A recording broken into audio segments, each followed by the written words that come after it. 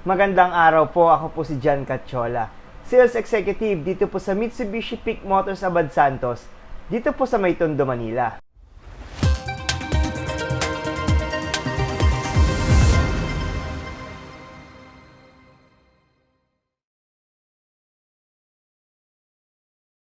On this video po, isa pong Montero Sport GT 4x4 na automatic transmission ang ating ni-release. Pero bago po pala ang lahat, sa mga hindi pa po nakapag-subscribe sa ating channel, paki-subscribe na lang po dahil tuloy-tuloy po tayo nagbibigay ng mga updates regarding sa mga promo, discount at mga freebies na binibigay po natin sa ating mga clients. So balik po tayo sa ating unit na na-release na Montero Sport GT 4x4 automatic transmission. Ang unit color po pala na na-avail nila client is yung ating white diamond. Bali, ang Montero Sport GT 4x4 ang top of the line po ng ating Montero Sport lineup. So makikita nyo po dito yung mga ibang specs na wala po sa ibang variants like ng ating Montero Sport GLX, GLS at yung ating Black Series.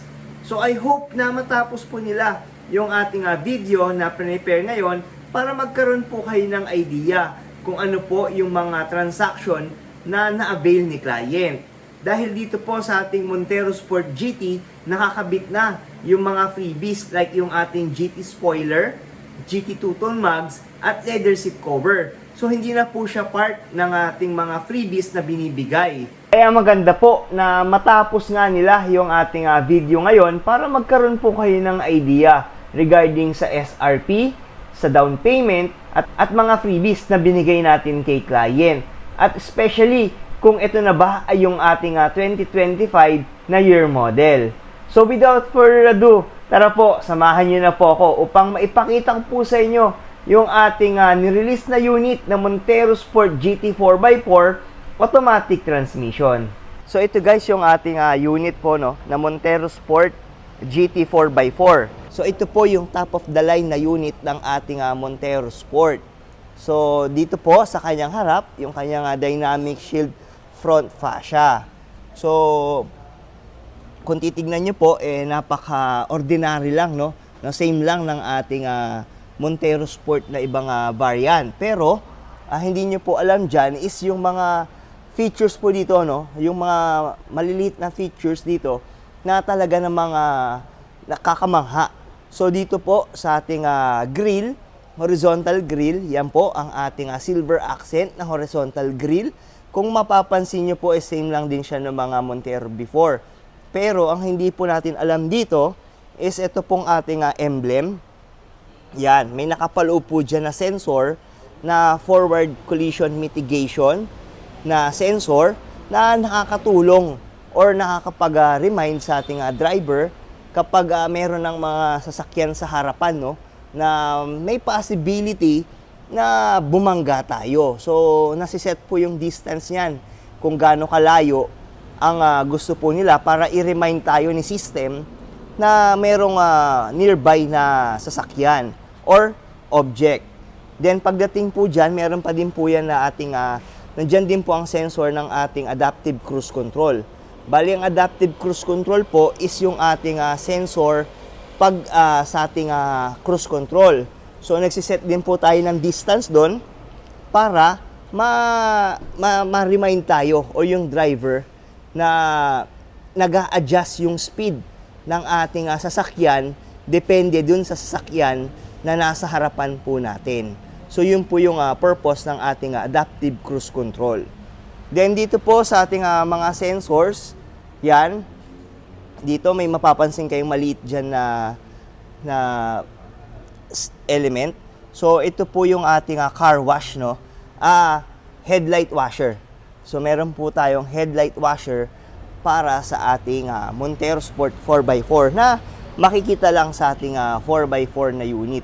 Then dito po sa ating combination lamps. So nandiyan po yung ating combination lamps dito sa ating harap. Makita nyo na meron din po itong sensor or eye sensor sa harap. So yan po yung isa. Ito po yung dalawa, pangalawa. Then ito po yung pangatlo. At yung apat. So mga sensors po yan, no, na nakakatulong din para sa maiwasan yung mga sudden acceleration na na mabangga tayo.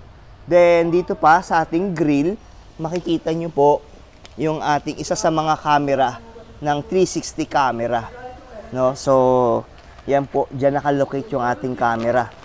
Then dito sa ating lower bumper, yan po yung ating lower bumper na merong garnish na silver accent na nagbibigay additional dimension sa design po ng ating lower bumper. So kabuuan, yan po ang ating dynamic shield front fascia ng ating Montero Sport. So dito naman po sa ating side profile, yan, makikita nyo po, no, na dito po naka-base na yung ating mags. So ang ating mags is original na two-tone mags, na GT two-tone mags. So yan po, naka-mags na po siya compared sa mga lower variant na monotone lang. So lahat po yan, ayan, likod yan, naka-GT two-tone mags na po. Dahil ito po yung ating GT variant ng ating Montero Sport. Then dito po sa ating gilid, no, yan, makikita nyo po sa ating side mirrors na naka-base sa color black na side mirrors na merong chrome accent. Then sa ilalim dyan, yan, isa po yan sa mga camera. Kung mapapansin nyo, meron po yung camera na isa sa mga camera ng 360 camera ng ating unit. Then dito po sa ating sa taas. So dito po sa may bandang taas, yan, makikita nyo yung ating roof rail na ginagamit po yan for utility purposes. So pwede po yung malagyan ng roof rack para at least kung meron tayong mga extra baggage na pwede nating lalagyan yan dito po sa taas. Then isa pa po, no, additional, no, kung mapapansin nyo, yan, isa sa mga features po ng ating Montero Sport GT 4x4, yan, meron po tayong sunroof. So sa loob po makikita natin mamaya, no, yung ating sunroof. So si 4x4 lang po, GT 4x4 ang may natatanging ganitong features para sa ating roof. So dito naman sa ating door handle, yun. So syempre, top of the line, meron tayong keyless operation system. So ito po, pag pinindot natin yan, malalock and ma-unlock po natin ang ating pintuan as long as meron tayong distance sa 70 cm sa kanyang sensor, yung susi. Then, pagdating dito sa ating tailgate, sa ating likod, yon, sa taas, yon, since GT 4x4 na po tayo, built-in na po ang ating spoiler.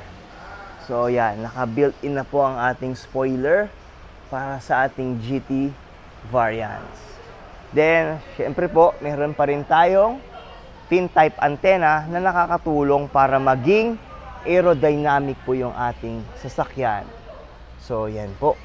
Then dito sa ating combination tail lamps, yan, na LED. So yan po yung ating LED na combination lamps. Yan, same po dito yun sa kabila. So tingnan natin ang buo yung ating tailgate. Yan. So ito po yung ating backup camera naman. So once na nag-reverse tayo, guide po yan ng driver pag umaatras. So additional camera din po yan. So isa rin po yan sa mga camera ng ating 360 camera. So yan. Then pagdating naman dito sa ating lower bumper, yun po, meron pa rin tayong 4-eye sensors dito na guide pa din para sa driver, no? Para magkaroon siya ng warning sound sa loob kapag may possibility collision. So yun po. Then dito sa ating lower bumper again, meron pa rin tayong bumper garnish na color silver na merong reflectors. So yun, additional visibility po itong reflector sa gabi. So yan. Then check lang natin ulit yung gilid dito sa may right side. Yan. So, yun. Ayun, nakalimutan ko kaninang banggitin yan. Napansin ko po ngayon, yun, meron po tayong character lines dito nagsisimula. Yan, papunta po yan hanggang sa kabila na character lines. Yan. Na nakakatulong para maging aerodynamic po ang ating unit. So, mas aerodynamic po ang sasakyan, mas fuel efficient. So, quick look tayo sa loob, guys, no? Ito pa pala. So, hindi lang mapapansin dito, pero sa side mirrors niya po, kung yun, sa side mirrors niya, meron po dito nga blind spot, no? Icon. So, nakakatulong po yung blind spot icon na nakakabit dito sa ating side mirrors kapag meron tayong mga sasakyan sa likod na hindi kita ng ating side mirrors. So, may sensor po yung likod natin na nag-i-indicate or nagre-remind sa driver kapag meron tayong mga sasakyan dun sa likod natin na hindi makita sa side mirrors. So, pagdating naman sa ating door trim, side door trim, yan, makita nyo po ng ating color black na door trim. Then, pagdating dito, yon, ito po, may leather, soft padded leather dito. Then, pagdating din dito sa may handles, yan, same lang po na meron din siyang soft padded na door handle sa ating door trim. So, ito naman yung ating mga windows, power window buttons. Yan, power window buttons. Then, nandito naman po ang ating central lock. Then, dito sa ating interior, yon, ang ating dashboard, makikita nyo po, ng almost same siya sa ating Montero Sport, pero may mga differences po yan dito sa ating center console. So, mamaya po ipapakita ko po sa inyo yung ating center console. Dito muna tayo sa ating dashboard. So, dito po sa ating dashboard, yan, ang ating 4-spoke leather wrap na steering wheel. Yan, so malambot po yung ating steering wheel, no? So, maganda po ang kanyang grip. Then, sa likod nito, makikita nyo po, meron pong ito po yung ating paddle shifters. Yan po yung pang-add ng speed. So, kung gusto nyo pong i-manually control yung ating speed, yan, pwede po yan. So, yan, magdadagdag tayo ng speed. Or yung ating sports mode, pag ma-activate, yan po ang gagamitin. So, dito naman po yung pang-minus. So, magbabawas tayo ng gear gamit po dyan. So, kung gusto nyo po ng manually controlled yung ating speed. Then, dito sa ating steering wheel sa may left side, makikita nyo po yung ating controls para sa ating infotainment. And at the same time, controls din po ito para sa ating meter cluster. Then, pagdating naman sa may kanan, yan, nandiyan po yung ating adaptive cruise control. So, sa 4x4 GT, ulitin ko po, na naka-adaptive cruise control tayo. Ibig sabihin, kapag meron po cruise control po ito, na kapag merong sasakyan sa ating harap, is mag-a-adjust yung speed natin. Depende sa sasakyan po na nasa harapan natin. So, yan po yung ating adaptive cruise control. Then, pagdating naman dito sa ating infotainment, yan po ang ating infotainment, 7-inch infotainment na touchscreen. Equipped na rin po ito ng ating SDA or Smart Mode Link Display Audio na mas maganda po kung ililink natin is through wired. So, meron po siyang USB port dito sa loob na pwede nating i-connect ang ating smartphones like Android Auto or Apple CarPlay. Then, sa ating GT, ang kagandahan sa ating GT is yung ating air condition is dual zone automatic climate control. Meaning, ma-adjust po, magkaiba po ang adjustment ng temperature ng driver side at ng ating front passenger side. So, yan yung kagandahan ng ating GT variant. At kagandahan din po ng ating GT is equipped po ito ng Nano X technology, no? Na naglilinis ng air sa loob ng ating cabin. So yung nilalabas niyang air is nililinis niya yung air na nasa loob ng ating cabin na nakaka-eliminate po ng mga bacteria like yung mga SARS po, no? So yan po yung ating technology ng ating air condition ng GT. So dito po kung mapapansin nyo yan, si GT variant lang po ang merong ganito, no? Yung ating select sa ating pang 4x4. So meron po siyang mga adjustment dito na pwede nyo pong gawin depende sa mga drive modes na dadaanan natin. So yan po, si GT 4x4 lang po ang merong ganyan. Then pagdating pa rin dito sa ating electronic parking brake, yan. So equip po ng electronic parking brake with brake auto hold ang ating Montero Sport GT 4x4. Then syempre ang ating automatic transmission. So dito sa ating seat naman, so yan naka leather seat tayo, no? So built-in na po ang leather seat natin kay GT. Then kagandahan pa is meron tayong 8-way adjustment ng ating upuan. So electric na po ang adjustment ng upuan ni GT. So yan, mapapansin nyo, under po yan pa forward, pa backward, then pataas, umaangat po ang upuan. Yan, pababa. So bumababa siya. Then ang sandalan naman, ito po. Adjust natin, sandalan. Pihit natin to. Yan, forward yung sandalan, patras naman. So yan po yung mga adjustment na pwede nating galawin sa ating seat gamit itong 8-way power adjust. Then dito sa ating safety, no, sa mga safety ng ating buttons ng ating Montero Sport, nandiyan yung forward collision mitigation, then nandito rin po yung parking sonar, and yung ating traction controls. So yan po yung mga buttons po ng ating mga safety features. So before po palang lahat, bago tayo pumunta ng second row, check muna natin to, no.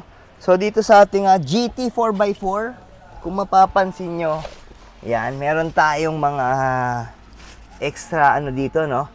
Makikita nyo dito sa ating may mga buttons po dito.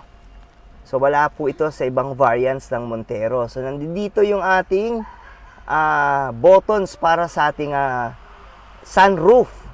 So yan, so bubuksan natin yung sunroof, guys, no. Check natin.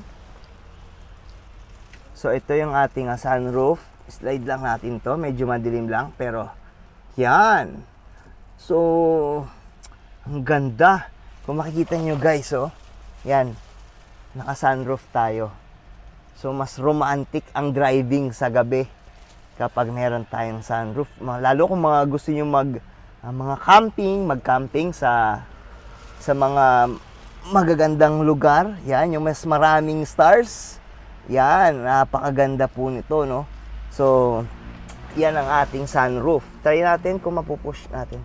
So, nakapatay kasi ang engine, no? So, hindi natin siya mabuksan.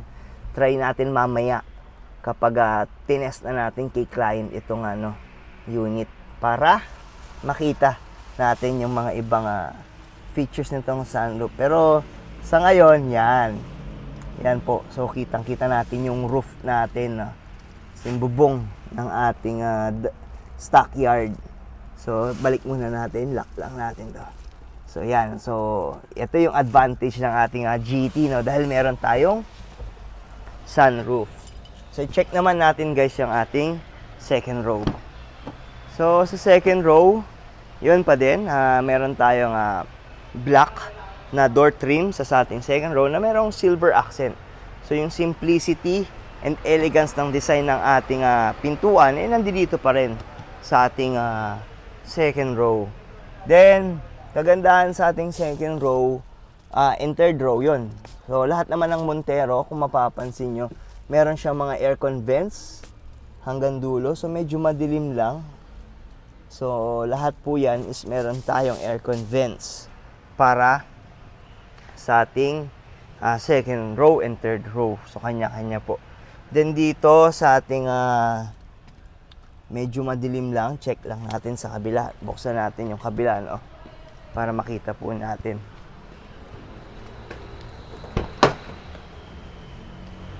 Yon, mas maliwanag. So sa second row guys, meron ditong 150 watts na outlet and USB port. So yan po. So ginagamit po yan sa mga charging ng mga gadgets and laptops. So para dyan po yung ating 150 watts. Iwasan natin na gumamit ng iba pang isasaksak dyan maliban sa sa ating laptop or mga gadgets na i-charge. Baka since maganda to pang camping, baka saksakan natin to ng ref or mga rice cooker guys, no? So wag natin gagawin yun dahil hindi po siya kakayanin yung mga ganun na mga electronic appliances. So pagdating sa third row, kung makikita nyo po yan, nakatupi po yung third row, no? Kasi nandito yung mga freebies na binibigay natin kay client. So nandiyan dyan. So yan po yung ating third row once naka-fold. So nandito yung deep dish matting and rain visor na ibibigay natin kay client. Kakabit natin yan mamaya pag na-turn over na natin kay client. So isa sa mga features po ng ating Montero, so yan po. Kung mapapansin nyo, medyo madilim na lang talaga ngayon, no? So meron tayong 12 volt socket dito na additional charging port po para sa ating mga gadgets. So ito pala guys, so ipapakita ko sa inyo yung tailgate ng ating GT, no? Para at least magkaroon kayo ng idea na naka power tailgate tayo. So guys, yan, naka-open, no? Meron dito mga buttons po na pipindutin natin para magsara ng automatic yung ating tailgate. So check natin, click natin to.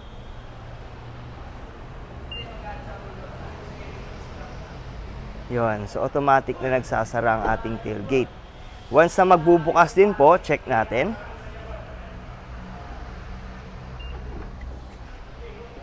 Yan. So naka-automatic tailgate po ang ating GT, Montero Sport GT. So dalawa pong variant natin ang naka-automatic tailgate. Isa po yung ating Black Series at isa naman yung ating GT variant. So bukod po dyan, meron pa tayong sensor sa ilalim, no, dito sa ating GT. So ipapakita ko po sa inyo kung paano yung kick motion para mag-open at mag-close itong ating tailgate, automatic tailgate. So guys, nandito tayo ngayon sa likod ng ating Montero Sport, no. So ipapakita ko sa inyo kung paano i-activate yung ating kick motion sensor ng ating tailgate, na kapag na-detect ng ating Montero yung ating kick motion, mag-open ang ating tailgate. Pero para saan po ang ating kick motion sensor na ito? Bali, yun po, ginagamit itong kick motion sensor, for example, kapag marami tayong karga. Like kunwari, galing tayo sa mga shopping, galing tayo sa pag-shopping. So marami tayong mga bagahe na dala, mga napamili. So hindi natin magagamit ang ating kamay para mabuksan ang ating tailgate, no, via gamit yung sa button dito sa gilid sa ating door handle. So gagamitin natin ang kick motion sensor para at least mabuksan yung ating tailgate nang hindi gamit yung ating mga kamay. So ito po, ipapakita ko po sa inyo kung paano po ito gamitin.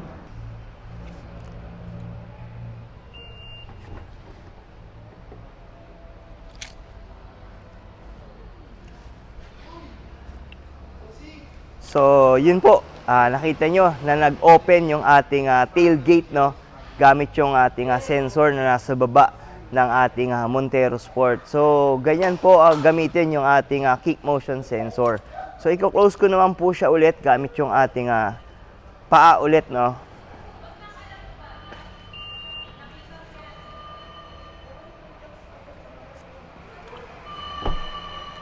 So yun guys, yung mga ilan sa mga features po ng ating Montero Sport GT 4x4 automatic transmission. So tara po, balikan natin ulit sila client, no. Check natin yung mga documents nila para sa ating release for today Then, maya-maya po, ipapakita ko naman sa inyo yung mga freebies kung na-install na. And at the same time, yung turnover po natin kina client. Antayin nyo rin po pala no, na matapos natin yung video na to, no, para magkaroon po kayo ng idea regarding sa SRP, down payment, and mga iba pang mga information regarding sa pricing ng ating Montero Sport GT variant na 4x4. So, later po ulit. So yun guys, paakyat kami ni Ma'am Bea. So, pa-check namin yung unit kung ready na for turnover. Kakatapos lang mag-sign ni client ng bank docs. So, check lang namin yung unit nila if okay na siya maya-maya for turnover. So, samahan nyo kami guys para ipakita rin namin sa inyo yung unit nila client. So guys, ito yung unit nila client. Yung kanilang Montero Sport GT 4x4. So, yun. Ma'am, yun, naka-wash na po siya. Nakabit na din ma'am yung yung rain visor. Okay. Yung dashcam ma'am, ikakabit natin mamaya po. So, yung mga deep dish matting, waiting lang ma'am dun sa 4GT na na deep dish. Pero ikakabit din mamaya bago po ma-release. So, malinis na po siya. So, ayun, lumabas na yung kulay niya na talaga, ma'am. So, ano lang to, ma'am, medyo, mas marami talagang features to. Like, yung kompleto talaga. Wala, may may sunroof tayo. Tapos, nakakabit na yung spoiler. May spoiler na siya. Then, yung mugs natin, yun, two-tone mugs na talaga. Yan yung tinatawag na GT two-tone mugs po. Yan yung hinahanap ka ng husband ko. Opo, so kompleto na siya din for four-wheel drive. So, yun, check lang natin, ma'am. Yun, malinis na nga rin siya, ma'am. Yung ating first row. Tas, yung dashcam na lang, ma'am. Kakabit po natin mamaya. Bali yung dashcam na binigay po natin sa inyo kasi iba yung rear mirror nito, ma'am eh. Ang rear mirror nito is medyo may sensor siya. So hindi siya pwede yung mga ibang dashcam na binibigay namin. Kaya yung medyo iba po yung natin, ang dashcam nito. Yung dashcam nito, ma'am, tatlo po. Harap, likod, saka loob. Okay. So yun po yung Maganda kasi. Opo, iba yung niya, ma'am, iba yung design niya dito sa merong sa may natin. Hindi lang siya kita dito sa video, pero pag tinignan niyo, ma'am, meron kasi po siyang sensor. So, may nakakabit na sensor dito, ma'am eh. Sa may salamin? Opo, sa may salamin. So, si GT lang kasi ang merong ganyan po. So, yun, kaya iba yung, hindi siya yung ibang dashcam na katulad ng binibigay namin. Then, yun, kay GT, ma'am, yun, meron tayong headlamp washer. So, washer po yan para dun sa ating headlamp. So, yun, talagang si GT ang medyo full pack pagdating sa specs. So, yun yung nagustuhan talaga ni Sir. Yun yung hinahanap talaga niya sa akin, yung Kaya nga, diba, nung sinabi mo sa akin na wala nang available nung gusto ko, na sinabi niya, sinabi niya, yung 4x4. oo, sabi niya sa akin na, sabi ko, kayo na mag-usap. Kasi hindi ko, yung Opo. na sasakyan. Kasi wala naman ako. Si Sir kasi medyo may idea na siya dun sa mga specs. Kaya talagang naging siya sa akin na 4x4 talaga yung gusto niya. Ma'am, bago mag Montero GT, ano po yung parang may iba pa po ba kayong choices nyo? Pick up talaga. Pick up talaga. Either yung sa... Kasi negosyo, di ba pa-negosyo kasi Opo. namin. Kaya lang, inisip namin naman, uwi kami, hindi magkakasya kami. Kasi apat kami, sa amin lang. Pero kung may kasama kami, Hindi na kaya. Opo. pwede siya talaga sa negosyo. Pero next time, ang balak talaga namin pag yung pang-negosyo yung kanina.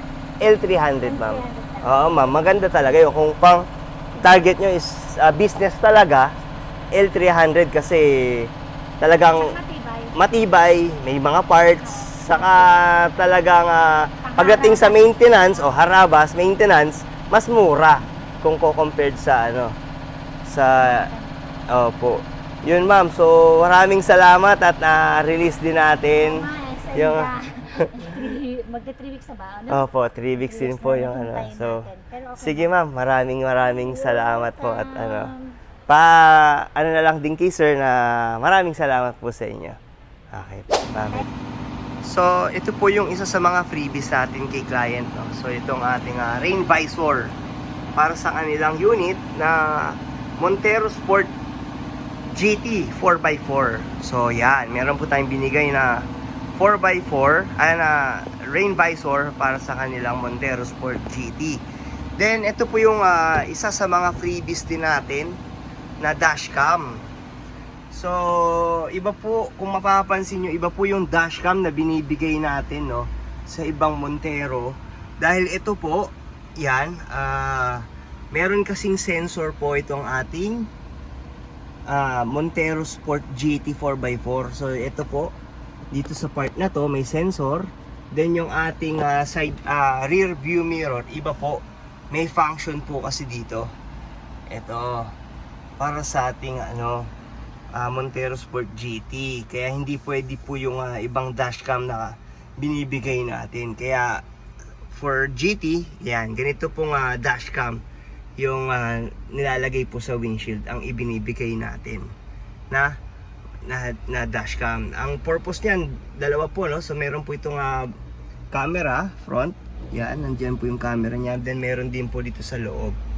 So yan po yung camera na nasa loob din, nasa right side po. Then meron din po yan sa likuran. Then pagdating po dito, yan, ito po ang ating deep dish matting.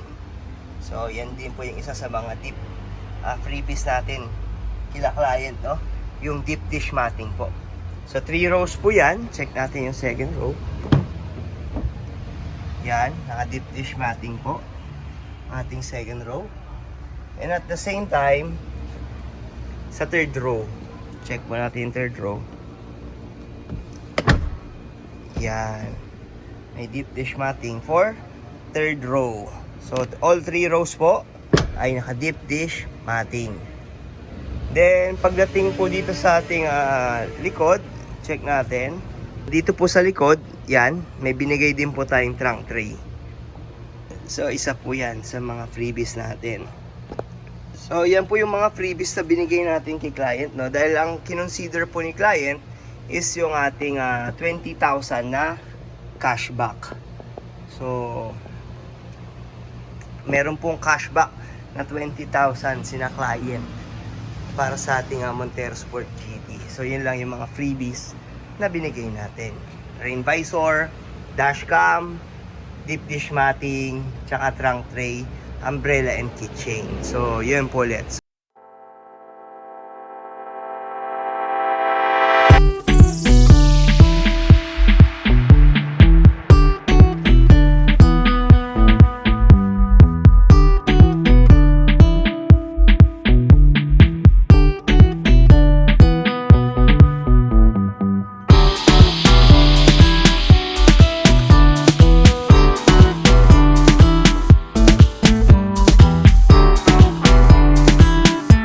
Po nila yung ating ni-release na unit na Montero Sport GT 4x4 automatic transmission. So yung year model po na ni-release natin is yung ating 2024 variant. So nakita nyo naman po kung gaano kaganda yung interior at exterior ng ating GT variant, no? So lalong-lalo na dyan kung napansin nyo yung ating sunroof para sa ating GT. Then, kasama dyan yung iba pang mga specs like yung ating blind spot warning, adaptive cruise control, yung ating forward collision mitigation. So, yan lang po yung ilan sa mga specs na hindi natin makikita sa ating GLS at GLX variants.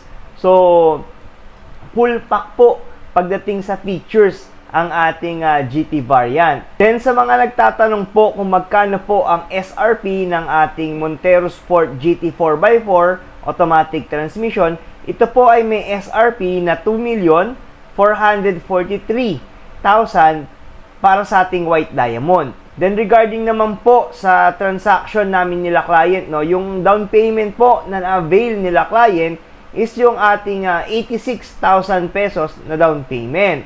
At since in-house financing po ang in-avail nila client, syempre hindi po dyan mawawala yung mga exclusive freebies na binibigay natin sa ating mga clients. Pero sa transaction po namin nila client, ilan lang po sa mga freebies na binibigay natin ang kanyang in-avail. Dito po sa ating ni-release, ang mga kinuha lang po ni clients na freebies is yung ating deep dish matting, HD dashcam, rain visor, at yung trunk tray. So yan lang po yung mga prefer na freebies na kinuha ni client. At sa mga umabot po pala sa part ng video na to, maraming salamat po sa inyong mga binigay na suporta at panonood. Shoutout po pala sa ating mga subscriber na sina Sir Arnold Atamosa at Sir Orlando Bartolome. So maraming salamat po sa inyong patuloy na suporta na ibinibigay dito po sa aking channel. At sa mga hindi pa po pala nakapag-subscribe dito sa ating channel, paki-subscribe na lang po. Dahil tuloy-tuloy po tayo nagbibigay ng mga updates regarding sa mga promo, discounts at mga freebies na binibigay natin sa ating mga clients. Especially kung kayo po ay naghahanap ng inyong sasakyan. At kung meron po kayong mga questions or topics na gusto nyo po natin pag-usapan, paki-comment down below na lang po para gagawan po natin ito ng video regarding sa mga inquiries nyo. At muli po, maraming salamat po at umabot po ulit kayo sa part ng video na to. Magkita-kita po ulit tayo sa susunod ko po na video. Maraming salamat po.